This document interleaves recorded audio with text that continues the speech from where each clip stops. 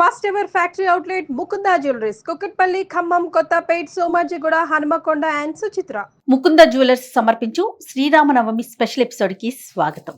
నమస్తే రమ్మగారు. నమస్తే జయ. నవమి శుభాకాంక్షలు అండి. శ్రీరామనవమి శుభాకాంక్షలు జయ. సుమన్ టీవీ ప్రేక్షకులందరికీ శ్రీరామనవమి శుభాకాంక్షలు.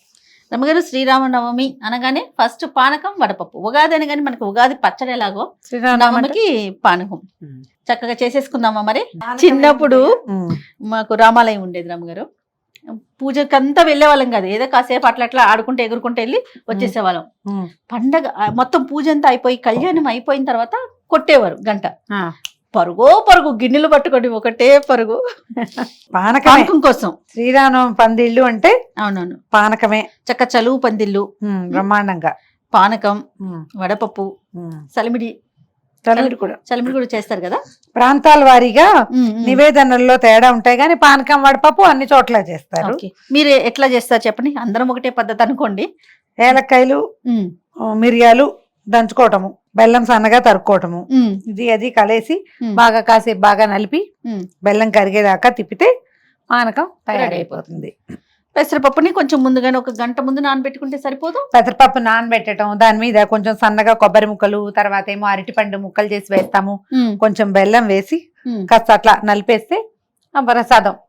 స్వామివారికి నివేదన కూడా అంటే ఎలాంటి నివేదనలు చేసినా మెయిన్ ఇది ఇవ్వాలని భావిస్తాం. అంటే ఎండాకాలం వచ్చేస్తుంది మనకి, ఈ పందిళ్లలో కూర్చున్న వాళ్ళకి శోష వచ్చేసేలాగా అయిపోతుంది. చైత్రం ఇట్లా అనేసరికి ఎండ వచ్చేస్తుంది కదా, అందుకోసం అని తప్పకుండా పానకం పంచిపెట్టడం విశేషంగా చేస్తారు. సాధారణంగా కూడా మనకి ఆంజనేయ స్వామికి పానకం విశేషం చేయ. ఈ పందిరి ఎక్కడైతే శ్రీరామనవమి కళ్యాణపు పందిరి వేస్తారో అక్కడ ఆంజనేయుడు కూర్చుని ఉంటారు. ఓ, ఆయన కోసం చేస్తారంటారా? ఆంజనేయ ప్రీతి ఈ పానకంతో జరుగుతుంది. ఈ ప్రతి వాళ్ళు శ్రీరామ అని నోట్లో పోసుకుంటారు. వాళ్ళందరి వెనకాల వాళ్ళందరి భుజాల మీద కూర్చుంటాడు ఆంజనేయ స్వామి. అందుకు ప్రధానంగా చేస్తారు. రాముల వారి నివేదన కంటే ఆంజనేయ స్వామి ప్రీత్యర్థమే ప్రధానంగా చెప్పుకోవాలి మనం. చాలు చాలా మనం ఈ గిన్నెడు చేయాలంటే ఒక 7, 8, 10 ఏలక్కాయలు, 25-30 మిరియాలు వేసుకుంటే బాగుంటుంది. కొంచెం అంటే మరి మిక్సీలో వేసేసి ఎక్కర్లా, మనం చిన్న మోటార్ ఇట్లా ఏదైనా చిన్న రాయి ఉంటుందిగా దాంట్లో వేసేసి ఒక్క మాట నలిపేస్తే దీనికి ఏంటంటే ఏలక పొడికి ఒక చిటికెడు పంచదార వేస్తే మెత్తగా అవి మిగిలిపోకుండా తొక్కలతో సహా వేసుకునే ఛాయిస్ ఉంటే వేసుకోండి. నా సిద్ధాంతం, ప్రసాదంతో ఏలక్కాయ వేస్తే దీన్ని నవిలి మిమ్మేయకూడదు. ప్రసాదంలో ఉన్న ప్రతి పదార్థము లోపలికి వెళ్ళిపోవాలి. అందరూ ఇది మింగలేరు, నమలేరు, తినలేరు, ఉయ్యాల్సిందే కదా. అందుకని పెట్టుకోవద్దు, ఒలిచేసుకోండి. అప్పుడు రద్దు లేకుండా ఉంటుంది. చాలా పని చేసేటప్పుడు చేయలేకపోతాము. కొద్దిగా అయితే చేసుకోవచ్చు మనం. ఇప్పుడు మనం నవమి అనగానే, శ్రీరామ నవమి అనగానే పానకం, వడపప్పు, చలిబిడి ఇవి కాకుండా ఇంకేమన్నా చేస్తారా? ఏమైనా పెళ్లి కదా, వివాహం కదా, స్వామివారి కళ్యాణం, మనం దద్దోజనం చేసుకోవచ్చు, చక్కెర పొంగల్ చేసుకోవచ్చు, పులిహార చేసుకోవచ్చు, గారెలు, బూర్లు, అప్పాలు, అరిసెలు, పెళ్లి వంటలన్నీ అన్ని చేసుకోవచ్చు. ఓకే, మీరేం చేస్తారు అమ్మగారు?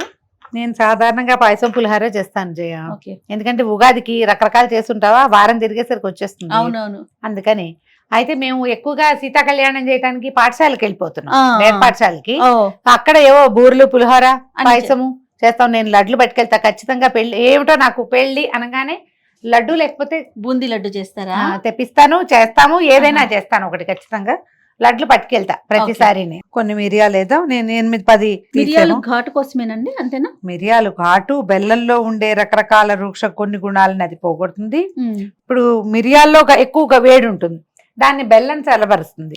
బెల్లంలో కొంచెం పైత్యం చేసే లక్షణాలు ఉంటాయి, దాన్ని మిరియాలు సరి చేస్తాయి. రెండు ఒకదానికొకటి, ఇవి ఒకదానికొకటి. ఏలకులు సుగంధాని కోసం, ఏలకల వల్లే సుగంధం వస్తుంది. మిరియాలతో సుగంధం రాదు, ఘాటు వస్తుంది, అందుకు మిరియాలు వేసుకుంటాం. నేను 1-2 చోట్ల గమనించాను, సొంటి పొడి కూడా వేశారు. చిన్నది సొంటి వేస్తారు, మేము ఈ హ్యాబిట్. కానీ మనం మాత్రం మిరియాలు, ఏలక్కాయలు వేసుకుంటాము. 2 వేసి దంచేయండి. నువ్వు బెల్లం సన్నగా తరుగు చేయ. ఓకే,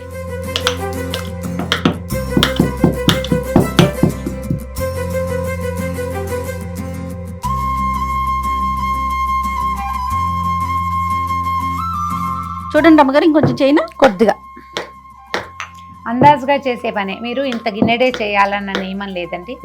మనమే ఇద్దరమే ఉన్నాము, ఇదంతా ఎలా పంచుతామో అలా అనిపిస్తుంది. చిన్న బుజ్జి గ్లాసు అంత బెల్లం ముక్క, ఒక ఏలక్కాయ, 2 మిరియాలు కొద్దిగా అట్లా దంచి వేసి, ఇంత గ్లాసు పానకం దగ్గర నుంచి ఇంత గుండిగడి దగ్గర వరకు ఏదైనా తీసుకుంటాడు. డ్రమ్ముల్లో చేస్తారు. ఇప్పుడు మనం ఇంట్లోనే ఉంటాం, మనమే 2 3 ఉంటాం, చుట్టుపక్కల ఎవరు లేరు. ఈ పానకం అంతా ఖర్చు పెట్టడం ఎట్లా అని పానకాన్ని వేస్ట్ చేయదు. ఎక్కువ చేయాలి అన్న నియమం పెట్టుకుని దాన్ని వినిమయం చేయకుండా పడేయకూడదు. అందుకని అంత చెయ్యొద్దు, కొంచెమే చేసుకోండి. దేవుడి దగ్గర నివేదన పెట్టుకుని మన ఇద్దరమే పురుషుడు పుచ్చుకుంటాం చాలు, అంతైనా సరే. కానీ నియమంగా ఏమిటంటే ఈ తీపి కలిపిన నీళ్లు ఈ కాలంలో తీసుకోవాలి. ఇది ఆరోగ్య రహస్యాలే చేయాలి. అవునవును రమ్మగారు, చలవ చేయటం కోసమే మనం తీసుకుంది, ఎండాకాలం కదా. చూడండి, బెల్లం వల్ల వచ్చే ఇబ్బందులకి మిరియాలు తొలగిస్తాయి, మిరియాల వల్ల వచ్చే ఇబ్బందులు బెల్లం తొలగిస్తుంది. 2 ఇంతకీ ఈ సీజన్ లో మనం తీసుకోవాల్సిన పదార్థం, అందుకని చేస్తాము. అవును, మామూలుగా మనం రోజువారీ ఏ రామాయణమో చేసుకుంటాం అనుకో, ఆంజనేయ స్వామికి ఒక చిన్న పానకం పెడతాం ఇంత. అవును, చెంబుడు చేయక్కర్లా, కొద్దిగా చేయండి. ఎక్కువ మంది ఉండి మనం ప్రసాదం పంపగలము అనుకుంటే ఎక్కువ చేసి నివేదన చేయటం. సాయంకాలం దాకా ఫ్రిడ్జ్ లో పెట్టుకుని కూడా సాయంత్రం తీసుకోవచ్చు, బాగుంటుంది. ప్రధానంగా కళ్యాణం చూడటం వరకే కదా రమ్మగారు, తర్వాత ఏముంటుంది? ఈవినింగ్ ఏమన్నా ప్రత్యేకంగా చేస్తామా? ఏముండదు, దేవాలయంలో ఏదైనా సేవాకాలం ఉంటుంది. మనము ఇంట్లోనే సీతా కళ్యాణము అవి చేసుకుని 10 రోజులు చేసిన వాళ్ళైతే సాయంకాలం అయ్యవారిని అమ్మవారిని దండ బంతులు ఆడించటాలు అలాంటివి సేవాకాలాలు జరుపుతారు. ఊపటము ఇలాంటివి చేస్తారు కదా, ఆలయాల్లో చేస్తారు చేస్తారు. ఏకాంత సేవ, పౌర్ణమి సేవలు చేస్తారు కదా. చూడండి అమ్మగారు, చాలమ్మా. మిరియాలు, ఏలకులు దంచేసాము. ఇది ఎంత మెత్తగా దంచేసారండి, ఇది బాగుంది చక్కగా. ఇదివరకు ఈ కోతలు ఉండేవి కాదు, చాకులతో పని ఉండేది కాదు. ఈ గుంకుడుకాయలు కొట్టే రాళ్ళు ఉండేవి. బెల్లం కొట్టిన రాయి అంటాం కదా, ఆ రాతో కొట్టేవాళ్ళం. అవునవును, బెల్లం కొట్టిన రాయి అని అదే అంటారు దాన్ని. నీళ్ళు పోయమా. పానకంలో చేయి పెట్టచ్చా ఇలాంటి డౌట్. మనం ఇంత గ్లాస్ చేస్తే పెట్టం, అదే కరిపోతుంది చెంచాతో ఇలా ఇలాంటి. ఇది కరగటం కొంచెం కష్టము, చేయి పెట్టచ్చు, పర్వాలేదు. పోసేస్తున్నా చాలు. ముందు కొంచెం కలిపాక మళ్ళీ కొంచెం దీన్ని కరక పెట్టకపోతే ఇది కరగదు. అవును, కాదు మేము గరిటతో చేస్తాం, చేతులు క్లీన్గా ఉండవు లాంటి భావాలు ఉంటే మీ ఇష్టం. రమ్మగారు చేయి ఎందుకు పెట్టారు అని ప్రశ్నించకండి, అందుకనే పెడుతున్నా. ఇది కరగదు. వంటింట్లో చేతులు పెట్టకుండా పనులు అవుతాయి, చెప్పండి మీరు. చింతపండు చేత్తో పిచ్చకూడదు, దేన్ని చేత్తో ముట్టుకోకూడదు. మరి ఎక్కువ చేసినప్పుడు ఈ పని, లేకపోతే స్పూన్తో కలుపుకోవచ్చు. పైగా ఇవాళ రేపు బెల్లం ఎవరో ఒక టేస్ట్ సుద్దా, దాన్ని ఏం చేసినా సరే కరగదు. పొయ్యి మీద పెట్టా కరగటం లేదా, ఎంతసేపటికి ఘుమఘుమలాడుతోంది చూడు. మా ఫ్రెండ్ ఒకరు చెప్పారు నాకు, ఈ పానకం మీదట అలా ఏలక్కాయ తొక్కలు కదులుతూ ఉండకపోతే నచ్చదు ఆవిడికి, అందుకని తొక్కలు వేయాల్సిందే. ఏలక్కాయ తొక్కలు కనపడాలట దాంట్లో. చాలా నీళ్ళు కరెక్ట్ గా కలర్ సరిగ్గా వచ్చింది చూడు. సీతారామ కళ్యాణం మనం చేసుకోగలిగితే చేసుకుంటాం. మన ఇంట్లో ఒక పుట్టినరోజు అంటే ఏం చేస్తాం, ఏదో స్వీటు హాటు చేస్తాం. పిల్లల పుట్టినరోజు, మన పుట్టినరోజైనా ఓ పాయసమైనా చేసుకుంటాం కదా. భగవంతుడి పుట్టినరోజుకి ఏం చేయాలి, పానకం చేసినా చాలు. ఈయన పాయసం అడగడు రాముల వారు, పాపం బంగారు కొండ. సింపుల్ గా పానకం చేయి, కాస్త వడపప్పు చేయి, ప్రార్థించు నన్ను అని చెప్తాడు. పొట్టిగా రామాచాలు ఇంత పెద్ద స్తోత్రం చదువుకుని, రామాయణం చదువుకుని, మహాభారతం చదువుకుని, గందరగోళం అవన్నీ చేయగలిగితే ఎంతైనా చేయొచ్చు. మనం ఏమీ చేయలేకపోతే ఒట్టి శ్రీరామ రామ రామేతి రమే రామే మనోరమే సహస్రనామ తత్తుల్యం రామనామ వరానని ఆ ఒక్క శ్లోకమైనా సరే నెంబర్ ఆఫ్ టైమ్స్ చేయండి. ఇలాంటి రోజున, పవిత్రమైన రోజు, సంవత్సరానికి ఒక్క రోజు వస్తుంది. మర్యాద పురుషోత్తముడు రాముడు. పొట్లాడద్దు ఎవరితోటి, గొడవలకి దిక్కండి, వాదనలకి వెళ్ళొద్దు. సాధ్యమైనంత ప్రపంచం పట్ల స్నేహంగా, ప్రేమగా, తీయగా ఉండడానికి ప్రయత్నం చేసుకోండి. ఇప్పుడు ఇది ఏంటంటే ఒకరోజు చేస్తే ఏది రాదు మనకి, అది చేస్తూ ఉండాలి. కానీ సంవత్సరంలో కొన్ని రోజులు, పర్వదినాలు, మంచి రోజులు, ఈ రోజున ఒక ప్రవర్తన నియమావళి కనుక మనం ఏర్పరచుకుని పెట్టుకుంటే మిగిలిన రోజులు కూడా అలా ప్రవర్తించేందుకు మనకి ఒక అవకాశం లభిస్తుంది, అలవాటు అవుతుంది. నిదానంగా ఏటా చేస్తాం, ఖచ్చితంగా ఈ రోజున మాట్లాడకూడదు, గొడవ పడకూడదు, ఇలాంటి ఆలోచన ఉంటే మనకు ఉందనుకో, పిల్లలతో కూడా వస్తుంది. పిల్లలు కొట్టుకుంటున్నారు, పొట్టాడుకుంటారు, చిన్న పిల్లలకి ఏముంది చెప్పాలి. ఈ రోజు రాముల వారి పుట్టినరోజు, ఆయన తన తమ్ముళ్ళతో ఎంత బాగున్నాడు, ఎంత అద్భుతమైన వ్యక్తిగా ఉన్నాడు.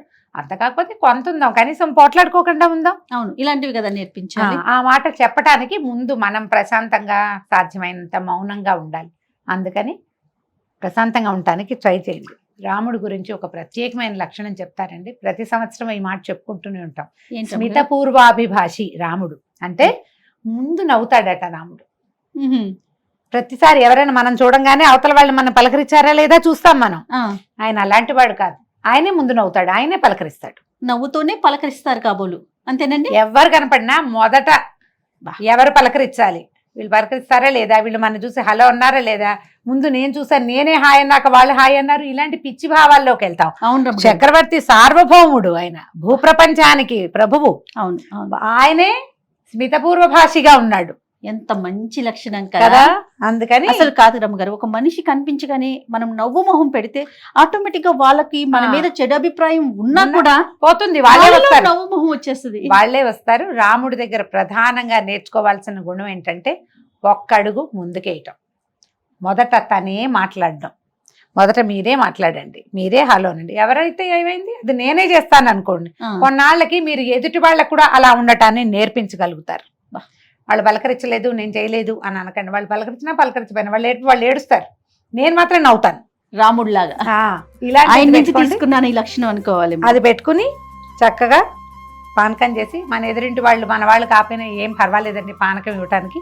ప్రసాదాలకు ఇబ్బంది కానీ పానకానికి ఏమి ఇబ్బంది లేదు. హ్యాపీగా పానకం ఎదురింటికి పక్కింటికి అందరిళ్ళకి బట్టి చేసేయండి, తలా ఒక గ్లాసు. అంతే. ఎక్కువ చేయగలిగితే అది, ఆ అవకాశం లేకపోతే కొంచెమైనా చేసుకుని రాముల వారి పేరు తెలుసుకుని ఈ రోజున చక్కగా ఇందులో పానకం వడపప్పు, ఈ వడపప్పు మీద కూడా చిన్న బెల్లం ముక్క పెట్టండి. ఈ చప్పటి వడపప్పు చప్పగా ఉంటుంది, అది పెట్టకూడదు. ఒకే ఒక బెల్లం ముక్క చిన్నది.